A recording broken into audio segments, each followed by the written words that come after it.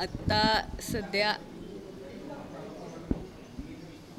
राज्याची राजकीय परिस्थिती पाहता सगळेच पक्ष सत्ता मिळवण्यासाठी लढताना दिसत आहेत। सत्तेच्या मोहात अडकलेली जी पक्ष आहेत त्यांना साचत चाललेले प्रश्नांचे डोह दिसत नाही आहे। बहुजन रयत परिषदेच्या वतीनं विभागीय कार्यकर्ता अभियान सुरू करण्यात आलं होतं।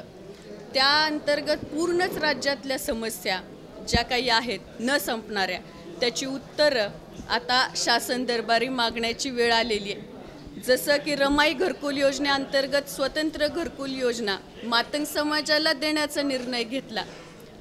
किती जणांना घरकुल मिळाली त्या अंतर्गत हे कोणालाच माहिती नाही आहे। पंतप्रधानांनी देश पातळीवर अनुसूचित जातीचा अभ्यास करण्यासाठी उच्च अधिकारी समिती नेमलेली। त्याच धर्तीवरती महाराष्ट्रात सुद्धा ती समिती नेमली। ती समिती कुठे गेली? कोणते निर्णय त्या समितीने घेतले त्याचा आढावा शासनाने जाहीर केला पाहिजे।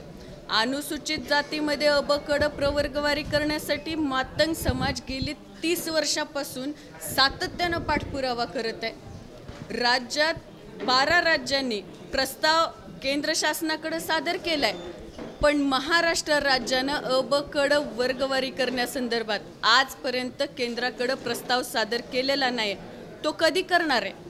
मर्यादा पुरुषोत्तम प्रभू रामचंद्राचं मंदिर जेवढ्या वेगवान पद्धतीनं आणि निधीनं झालं तसेच प्रभू रामचंद्रांच्या सगळ्या भक्तांना का त्यांच्या हक्काचं काय मिळत नाहीये हा आमचा शासनाला प्रश्न आहे। आता आम्ही ह्या पूर्ण संवाद अभियानानंतर जो काही आढावा घेतलेला आहे त्याच्यामध्ये 29 मतदारसंघ विधानसभेचे आरक्षित आहेत। त्याबद्दल 12 बलुतेदारांमध्ये तुम्ही ते 29 मतदारसंघ कसे डिवाइड करणार आहात?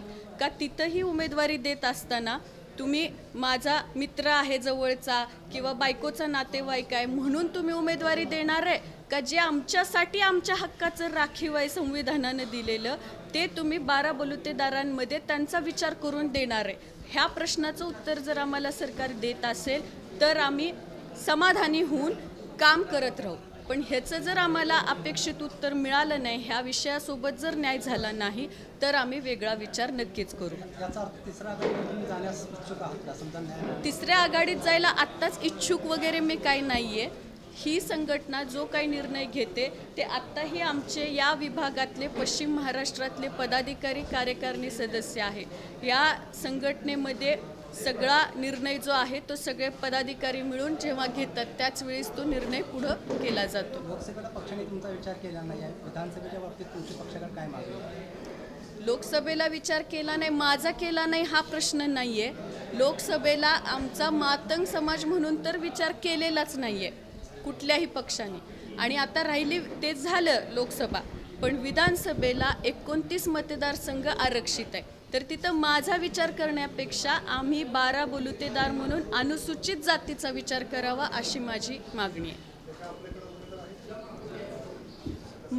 आत्ता जे आम्ही 29 मतदारसंघावरती सांगतोय किंवा 12 बलुतेदारांपैकी बोलतोय त्यामध्ये आम्ही असं म्हणत नाहीये की मला उमेदवारी द्या किंवा माझ्या जवळच्या नातेवाईकाला द्या किंवा तुमच्या असं आम्ही किंवा आमच्या संघटनेच्या पदाधिकाऱ्याला द्या असं म्हणत नाहीये। तुम्ही अनुसूचित जातींचा विचार केला पाहिजे, मग त्यात जे केपेबल उमेदवार असतील त्यांना तुम्ही दिलं पाहिजे, मातंग समाजालाच दिलं पाहिजे अशी आमची मागणी नाही आहे।